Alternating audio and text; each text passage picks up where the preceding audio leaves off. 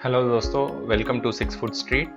ये हमारा पहला वीडियो है और इसमें बहुत ही इम्पोर्टेंट टॉपिक के बारे में बात करने वाले हैं जो प्रीलिम्स के लिए बहुत ही फ़ायदेमंद होगा। हम आज बात करने वाले हैं प्रीलिम्स के 2 घंटे के बारे में, जिसमें आप अपना पूरे साल का मेहनत आपको दिखाना पड़ता है। बट बहुत सारे लोग इतना प्रिपरेशन करने के बाद भी कॉन्फिडेंट नहीं रहते। उस 2 घंटे के बारे में बात करने वाले हैं, उसको डिलीनिएट करेंगे, जिससे आपको पता चलेगा कि आपके प्रिपरेशन में क्या कमियां हैं कि आप उस 2 घंटे को ठीक से यूटिलाइज नहीं कर पा रहे। तो आगे बढ़ते हैं। आप देख सकते हैं कि कोई भी डाउट हो आपको प्रीलिम्स को लेकर, वो 2 किस्सों में बांटा जा सकता है। आइदर वो प्रिपरेशन के बारे में होगा या टेस्ट टेकिंग के बारे में होगा। हाँ, बहुत बार हम प्रिपरेशन पे ही फोकस ज़्यादा करते हैं, टेस्ट टेकिंग पे, टेस्ट गिविंग पे ज़्यादा फोकस नहीं करते हैं। इसीलिए आज का वीडियो ज़्यादातर फोकस होगा टेस्ट टेकिंग पर, but at the end very briefly preparation के बारे में भी बात किया जाएगा। ये वीडियो उन लोगों के लिए इम्पॉर्टेंट है जो कि ऑलरेडी प्रीलिम्स दे चुके हैं but they are not very confident, डरते हैं उसके बारे में। उस डर को निकालने का मेन ऑब्जेक्टिव है इस वीडियो बनाने का। तो ये टेस्ट टेकिंग स्ट्रैटेजी होती क्या है? ये 3 चीज़ों से बनती है कि ये 2 घंटे आप कैसे यूटिलाइज करने वाले हो, उसका प्लान क्या है, और आप प्रिपरेशन टाइम में प्रैक्टिस और रिवीजन किस तरह कर रहे हो। इन तीनों को जब मिलाओगे तो आपकी टेस्ट टेकिंग स्ट्रैटेजी समझ आ जाएगी। अल्टीमेटली वो आपको प्रीलिम्स के टाइम 2 घंटे में दिखेगा।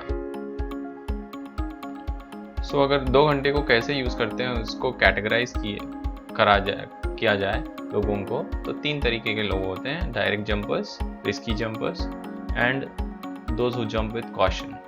ये मेरा क्लासिफिकेशन है, कोई नहीं, बस समझाने के लिए मैंने किया है।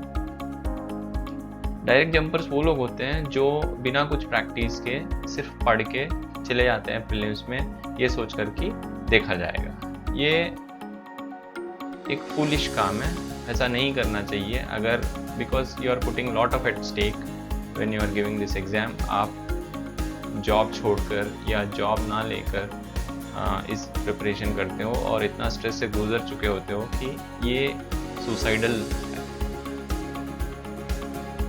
तो डायरेक्ट जंपर्स वो लोग होते हैं जो डायरेक्ट एग्ज़ाम के दिन जाकर पेपर देने की कोशिश करते हैं। उसकी वजह से क्या होता है कि वो क्वेश्चन पेपर को पूरे से पढ़ नहीं पाते, या तो एक बार ही पढ़ लेते हैं। ये प्रॉब्लम जो है सिर्फ इन लोगों के लिए नहीं है जो बंदे प्रैक्टिस किया है बहुत बार, बट स्टिल वो लोग भी, क्योंकि प्रैक्टिस एक तरीके से करते हैं जिसमें वो 2 घंटे बैठ के एक बार पढ़ के क्वेश्चन पेपर को कंप्लीट करने का एक हैबिट बना चुके होते हैं, वो भी इसी कैटेगरी में आते हैं प्रैक्टिस करने के बाद भी।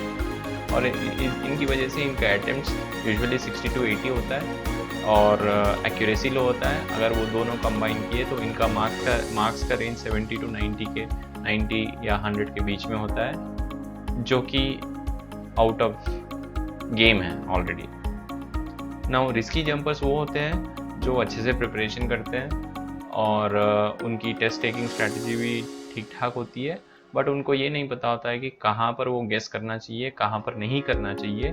इसकी वजह से वो ज़्यादा अटेम्प्ट कर बैठते हैं। ये बहुत सारे इस कैटेगरी में बहुत सारे लोग आते हैं और थोड़े एक्सट्रीम केसेस में ये पूरा का पूरा क्वेश्चन पेपर अटेम्प्ट करने की कोशिश करते हैं, जिसकी वजह से बैकफायर होता है।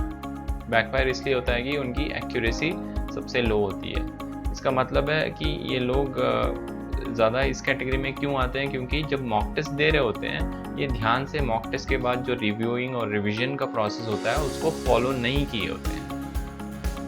आप देख सकते हैं कि किस तरह दोनों कैटेगरी मैंने जो अभी समझाया था, डायरेक्ट जंप और रिस्की जंप, दोनों जंपर्स अनबैलेंस्ड वे में अपने प्रिपरेशन को करते हैं। इसकी वजह से वो जो 2 आवर्स का जो टाइम है उसको इफ़ेक्टिवली यूटिलाइज नहीं कर पाते।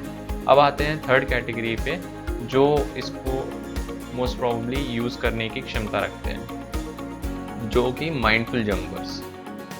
Y I call the mindful jumpers, because ये क्वेश्चन पेपर को 4 से 5 बार पढ़ते हैं। आई मीन अब तक में आपने देखा होगा कि क्वेश्चन पेपर को बार बार पढ़ने की एम्फेसिस मैं क्यों कर रहा हूँ, क्योंकि ये प्रीलिम्स जो है एक रिकॉल का गेम नहीं है जिसमें आपको एग्जैक्टली रिकॉल करना होगा कि इस क्वेश्चन का आंसर क्या है। You just have to remember. इसका मतलब है कि ब्रेन को थोड़ा टाइम देना चाहिए। आप प्रेशर में उसको लगाओगे, एक ही क्वेश्चन के बारे में कितना भी सोचोगे तो ये कन्वोल्यूटेड लॉजिक निकाल के आंसर देने की कोशिश करता है। इसके बदले अगर आप एक बार क्वेश्चन को पढ़ लिया और आगे निकल गए, नहीं आता है तो आगे निकल गए, नेक्स्ट टाइम जब आओगे ब्रेन डेफिनेटली कुछ ना कुछ सोच के रखा होगा। सो इसीलिए बार बार पढ़ना बहुत ज़रूरी हो जाता है। और इनके अटेम्प्ट्स भी देखिए आइडियल रेंज में होते हैं 80 to 90, जिससे आप होप रख सकते हो कि आपका स्कोर जो है 120 130 इस रेंज में होगा, एक 10-15 marks above the cut off, जो कि हम सेफ जोन की तरह देखते हैं। एंड इनकी एक्यूरेसी भी सही होती है। एक्यूरेसी को सही लाना इतना इजी काम नहीं है, मॉक टेस्ट बहुत देनी पड़ती है, तब जाकर ये रिज़ल्ट आता है। तो इन लोगों की ऐसा क्या करते हैं कि ये इस रिज़ल्ट को उस 2 आवर्स में अचीव कर पाते हैं। जैसे आप यहाँ देख सकते हैं कि वो बहुत ज़्यादा प्रैक्टिस करते हैं, लगभग 50 टेस्ट, 5000 क्वेश्चन मतलब 50 टेस्ट कर दिए होते हैं। 3 मंथ का प्रिपरेशन शेड्यूल लेके चलते हैं और हर मॉक टेस्ट के बाद ये अपना रिव्यू करते हैं और उसके बेसिस पे सिलेक्टिव रिवीजन करते हैं। जब आप सिलेक्टिव रिवीजन करते हैं, आपको छोटी छोटी माइनर पॉइंट्स को बहुत माइनरली देखने की ज़रूरत नहीं है। ब्रॉडली 2-3 टेस्ट के बाद भी आप अगर सिलेक्टिव रिवीजन के टॉपिक्स चूज़ करते हो तो सही है। और इनका एटीट्यूड होता है लुकिंग बियॉन्ड मार्क्स। ये कैसे आता है? जब आप टेस्ट देते हो और आपके अच्छे नंबर आ गए तो आपने बंद कर दिया टेस्ट, उसको रिव्यू ही नहीं किया। और अगर ख़राब नंबर आ गए, आपने तो देखा ही नहीं उसको। ये दोनों दिखाते हैं कि आप मार्क्स से अफेक्टेड हो रहे हो। जब आप मार्क्स अच्छे हो या बुरे आप रिव्यू करते हो तो आप में एटीट्यूड ऑटोमेटिकली आ जाता है कि to look beyond marks. This is very important, क्योंकि प्रीलिम्स के टाइम में ये गारंटी कोई नहीं दे सकता कि 100 आउट ऑफ 100 क्वेश्चंस आपको पता है, मे बी 30 पता है, 40 पता है, इट इज़ ओके। बट अगर आप डिजेक्टेड हो गए, आपको लगा कि फर्स्ट 10 क्वेश्चंस नहीं आ रहे तो आपके नहीं बनेंगे, तो ये एटीट्यूड आपको उस टाइम पे काम आता है। Now focused on revising the basic. इसका मतलब ये है कि रिवीजन करना बहुत ही इंपॉर्टेंट है और ये लोग रिवीजन ज़्यादा करते हैं instead of going for the new source every time. And last point is just a pointer कि आप स्ट्रेस नहीं लेना चाहिए एग्जाम के टाइम। तो अगर आप फ्री रहोगे, फ्री माइंड्स जाकर दोगे, तो there are higher chances that you will score better. ये रहा हमारे माइंडफुल जंपर्स का। आपको माइंडफुल जंपर बनना है। अगर माइंडफुल जंपर बनना है तो प्रैक्टिस कैसे करना है? प्रैक्टिस और रिवीजन की बात की थी मैंने।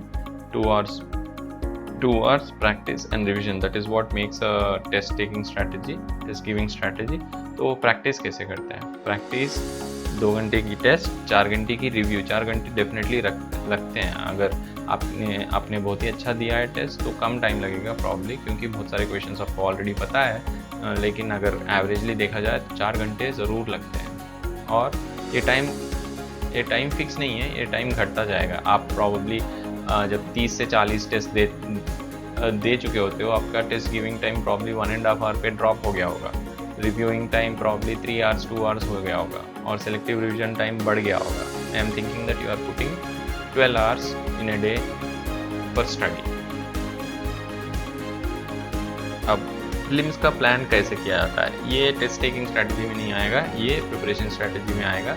अगर आप देख सकते हैं तो मैंने इसको 3 months का प्लान बनाया है। 1 of 3, 2 of 3, 3 of 3 में 2 parts होंगे, फर्स्ट ऑफ सेकेंड ऑफ हम देखेंगे। अब 1 of 3 में बेसिकली आपको NCERTs पे फोकस करना होगा और 10 टेस्ट लगभग देना होगा। इसमें ज़्यादा फोकस पढ़ाई पे देना चाहिए। 2 of 3 में आप ज़्यादा करंट अफेयर्स पे फोकस करिए, क्योंकि बेसिक्स ख़त्म हो चुके हैं। नेक्स्ट 20 टेस्ट देने की कोशिश करिए। जैसे आप देख सकते हैं सेकेंड मंथ में आप टेस्ट गिविंग टाइम जो अलॉट कर रहे हैं वो ज़्यादा होगा। और थर्ड मंथ में आप रिवीजन बेस्ड ऑन टेस्ट करना चाहिए कि अगर कोई टॉपिक आपको बार बार गलत हो रही है, उसको पकड़ें, उसको करें। And collective revision of basics and current affairs होना चाहिए। और यहाँ पर आप देख सकते हैं कि फर्स्ट हाफ में आप लगभग 20 टेस्ट दे रहे हैं। आप अगर देखेंगे तो अब तक आपने 50 टेस्ट दे चुके होते हो, मतलब अभी 15 दिन बाकी है एग्ज़ाम के लिए। तब क्या करना चाहिए, ये रहा। यहाँ पर आपको कोई प्रैक्टिस नहीं करनी चाहिए, आपको सिर्फ रिवाइज करना चाहिए जो भी आपने इंफॉर्मेशन कलेक्ट किया हो। और प्रीवियस ईयर क्वेश्चन पेपर को प्रैक्टिस करने की ज़रूरत नहीं है, जस्ट देखना चाहिए, उसको ओवरव्यू लेना चाहिए। And most important thing, third thing, आपको बहुत सारे लोग second source of current affairs पहले से ही करने लगते हैं। ये गलत स्ट्रैटेजी है, क्योंकि अगर आप पहले से करते लगेंगे बहुत डुप्लीकेशन ऑफ डेटा होगा। लेकिन अगर आप मान लो 15 दिन के पहले करते हैं, आपको ऑलरेडी करंट अफेयर्स में 70-80% पता है, तो एक ऑनलाइन सोर्स ढूंढिए, सेकेंड सोर्स जैसे कि gktoday.in, और एक दिन बैठिए और सॉर्ट आउट करिए कि कौन सा टॉपिक तुमने पढ़ा है, कौन सा नहीं पढ़ा है। तो अगर आप देखेंगे ऐसे, तो लगभग एक दिन आपको 8 आवर्स आप टाइम अलॉट करते हैं, तो 400 टॉपिक आप सॉर्ट आउट कर सकते हैं, पूरे टॉपिक्स जो करंट अफेयर्स प्रीलिम्स के लिए रिलेवेंट है उसमें से। और वो 400 टॉपिक्स का अगर स्क्रीनशॉट भी ले लेंगे आप, उसको रिवाइज करने में आपको ज़्यादा टाइम नहीं लगेगा। अगर ऐसे करेंगे तो 2 सोर्सेस आप कवर कर चुके होंगे, 400 नए टॉपिक आपको पता होंगे, आपको कॉम्पिटिटिव एज मिलेगा। उसके बाद 15 दिन आपको सिर्फ रिविजन करते रहना है। अगर आपको लगता है कि आपका प्रिपरेशन ठीक चल रहा है तो well and good. If you have any doubts,